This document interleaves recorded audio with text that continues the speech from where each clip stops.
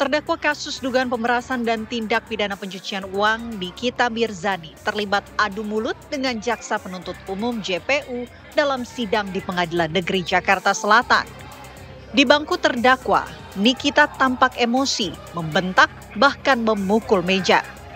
Aksi ini memicu kegaduhan di ruang sidang hingga majelis hakim memutuskan menunda persidangan dan menskors jalannya proses hukum.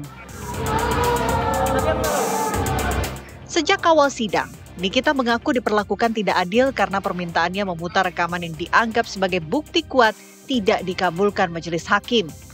Lalu pertanyaannya, apa sebenarnya yang memicu kegaduhan tersebut? Mengapa marwah persidangan bisa tercederai? Bagaimana seharusnya semua pihak menjaga marwah peradilan?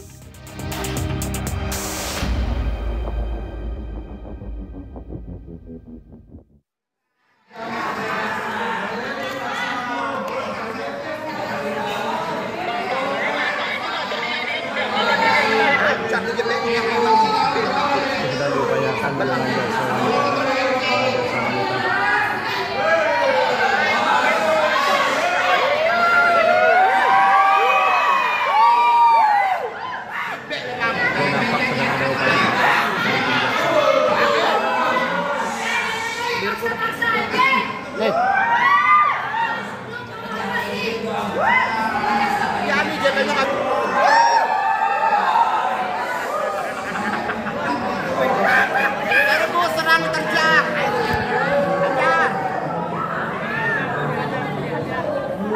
abu-abu 12 tahun sudah.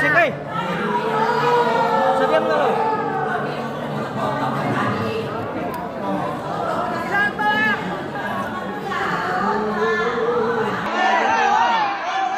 Siapa? Buktinya udah jelas. Buktinya udah jelas. Amin jebak tau nggak? Itu si menye-menye. Super Hoy.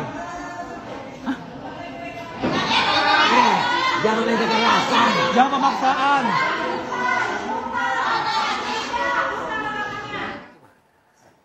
Ya, itu tadi permisa suasana kegaduhan yang terjadi pada persidangan dengan terdakwa Nikita Mirzani. Sebenarnya ada apa? Kami akan mengkonfirmasinya bersama sejumlah narasumber yang saat ini sudah hadir bersama kami. Di sebelah kanan saya sudah hadir Pak Fahmi Bahmid selaku kuasa hukum dari Nikita Mirzani. Selamat malam, Bang. Selamat malam, terima kasih. Ya, sehat selalu ya, Bang. Sehat, alhamdulillah. Dan juga hadir pula Aristo Pangaribuan yang merupakan ahli pidana hukum.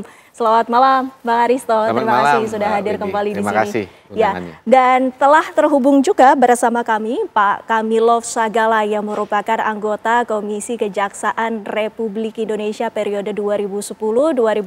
Selamat malam, Bang Kamilov. Selamat malam, Mbak Windy. Ya, langsung saja ini kita langsung bahas, Bang Fahmi. Ini sebenarnya ada apa, ribut-ribut apa sih, Bang? Ribut hari apa ini? Ada banyak ternyata. Jadi kalau sidang yang hari Kamis kemarin, sebetulnya itu nggak ada keributan ya. Jadi sebetulnya saat itu saya mendapatkan surat dari Rutan, di mana surat itu menyatakan Nikita harus bisa berobat. Jadi dirujuk, diberikan saran oleh Rutan Pondok Bambu supaya Nikita itu diberi kesempatan untuk melakukan pengecekan terhadap penyakitnya dia. Dan itulah saya ajukan ke hakim.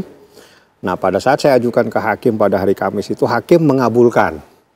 Hakim mengabulkan, hanya memberikan kesempatan untuk berobat. Berobat saja dari jam 4 sore sampai jam 9 malam.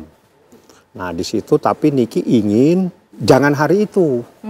Karena dia masih penasaran dengan adanya keterangan saksi yang bernama Doktif atau dokter Samira. Tapi hakim menyatakan saya salah kalau saya tidak keluarkan penetapan ini. Saya salah kalau Anda tidak saya kasih kesempatan untuk berobat. Intisarinya di sana. Sebetulnya ini hanya miss saja dengan persoalan Nikita harus dibawa ke satu rumah sakit Adiaksa untuk berobat sesuai dengan rekom dari Rutan Pondok Bambu. Itu masalahnya di sana. Kronologisnya ini sesungguhnya bagaimana, Bang, sampai ada adu mulut dengan JPU ini? Bagaimana? Ya, itu kalau adu mulut itu karena Nikita merasa di saat saksi, jadi gini, saksi Doktif atau kita biasa memanggil Dokter Samira itu saksi yang diajukan oleh jaksa. di saat saksi yang diajukan jaksa memberikan keterangan yang tidak sesuai dengan selera daripada yang bertanya, dipotong-potong. Nah, kalau dipotong-potong kan merugikan kami dong, karena ini adalah fakta-fakta persidangan. Sedangkan saksi ini adalah saksi fakta yang tahu sebuah peristiwa. Kami kan ingin menggali peristiwa itu. Begitu dipotong ya kami protes, sehingga situlah terjadi ketegangan. Saya bilang Anda jangan maunya Anda sendiri, jangan Anda bertanya, jawabannya harus cocok dengan selera Anda. Itu yang jadi masalah, sehingga kami tegang nih, kita pun tegang nih, kita tidak mau, jangan dok, jangan takut, bongkar saja, buka saja, kan ceritanya kan seperti itu ketegangannya. Jadi kita minta saksi fakta ini menjelaskan semuanya, nggak perlu takut, nggak perlu dipotong-potong, dan jangan dipotong saksi fakta ini. Ini saksi Anda, tapi kalau saksi Anda melawan Anda, ada apa, kan gitu persoalannya. Bang Kamilov, boleh kami minta pendapatnya. Ini ternyata terdakwa merasa dirugikan karena tidak menyeluruh pertanyaannya dan jawaban dari saksi ini juga tidak sesuai dengan apa yang dijabarkan. Ada yang dipotong sehingga inilah yang membuat ketidakpuasan dari pihak terdakwa. Bang Kamilov. Baik, sebenarnya dalam suatu persidangan semua hak itu diberikan, baik kepada jaksa dan juga pengacara untuk memberikan peluang untuk menyampaikan sesuatu. Pada saat itu yang saya lihat adalah saksi dari jaksa itu diberikan peluang untuk menyampaikan dan jaksa mengkonfirmasi dengan mempertanyakan hal-hal yang penting dia pertanyakan. Menurut saya itu hak jaksa untuk menjalankan tugasnya karena jaksa punya etika profesi. Dan dia juga mengikuti persidangan-persidangan itu berdasarkan perintah-perintah dari pimpinan juga, sehingga dia tidak bisa melakukan kesenang-wenangannya. Apabila jaksa melakukan tindakan yang tidak profesional atau melakukan perilaku-perilaku yang tidak profesional dalam bekerja, dia bisa dilaporkan, baik itu ke Jaksa Agung Pengawasan, Agung Muda Pengawasan, dan juga Komisi Kejaksaan. Jadi pada prinsipnya, jaksa yang bekerja tidak profesional itu bisa disampaikan, bisa diadukan oleh rekan kita dari pengacara. Setahu saya, dalam suatu persidangan, itu pimpinan sidang adalah ketua majelis, itulah yang mengatur bagaimana alur suatu isi persidangan. Jadi kalau terjadi alur persidangan tidak tepat atau tidak sesuai dengan materi dalam suatu sidang yang baik, itu bisa dihentikan. Jadi menurut saya, proses yang sudah terjadi ini merupakan suatu tindakan yang berupaya membuka bagaimana suatu teknis atau suatu cara dalam beracara yang bisa mengungkap suatu perkara. Jadi teknis-teknis ini yang dilakukan oleh jaksa maupun pengacara itu adalah hal yang wajar menurut saya. Ya, begitu emosinya Nikita Mirzani, Bang Fahmi juga kita lihat sempat mukul meja saat itu ya, Bang? Ya, jadi ada beberapa jawaban dari Doktif. Doktif ini saksi fakta, saksi orang yang mereview, saksi yang melakukan laboratorium dan sebagainya. Di saat dia ingin mengungkap kebenaran, itu begitu dipotong, Niki langsung marah. Jangan takut dok, buka, bongkar. Itu yang Niki mau. Tapi jaksa langsung dipotong. Artinya saksi ini tidak boleh berbicara. Ini kan nggak fair. Disitulah yang jadi krusial. Artinya kalau memang ini ada sesuatu yang tidak cocok dengan Anda punya keinginan, Ibu, Anda kasih kesimpulan. Tuangkan di kesimpulan. Tapi saksi ini biar menyampaikan sesuatu kebenaran. Jangan Anda potong karena tidak sesuai dengan selera Anda. Nggak boleh dong seperti itu. Karena ini saksi fakta, bukan saksi ahli. Iya. Dia ingin menyampaikan, kasih kesempatan. Kalau tidak cocok, Anda bikin kesimpulan. Saksi ini tidak benar. Itu boleh di dalam kesimpulan. Tapi jangan dipotong. Sudah, berhenti. Cep begini. Nggak boleh dong seperti itu. Jadi ada ketidakpuasan akhirnya. Dengan akhirnya Niki protes. Nggak boleh, jangan takut dok, buka. Ya. Niki bilang jangan takut, buka dok. Ya. Bang Aristo, silakan komentarnya. Jadi ada dua hal tadi yang dibilang Bang Fahmi ya, tentang kegaduhan yang kita bicarakan. Yang pertama soal saksi tadi, yang kedua soal izin berobat ya. Soal yang saksi dulu. Jadi soal yang saksi itu, karena itu saksinya jaksa, kalau saya sih melihatnya agak berbeda. Jaksa itu memang pasti nature-nya seperti Bang Fahmi bilang, pasti dia akan sesuai dengan argumentasinya, sesuai dengan seleranya. Kenapa? Karena dia punya sesuatu yang dia harus buktikan kan. Dia kan, jaksa ini kan menuduh. Nah, tuduhannya dituangkan dalam dakwaan. Nah, gunanya saksi doktif ini salah satunya adalah untuk mendukung tuduhannya. Nah, ketika itu misalnya menurut jaksa tidak relevan atau tidak sesuai dengan dakwaannya, natural bahwa dia potong itu. Asalkan diberikan kesempatan yang sama juga nanti kepada advokat, kepada Bang Fahmi dan kawan-kawan untuk bertanya terus.